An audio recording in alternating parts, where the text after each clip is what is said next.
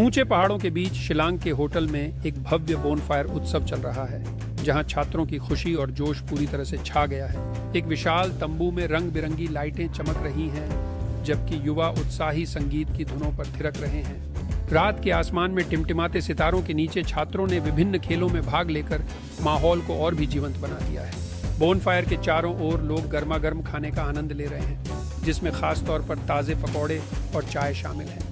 जैसे जैसे रात बढ़ती है, आग की रोशनी में छात्रों के चेहरे पर मुस्कान और दोस्ती का एहसास बिखरता है।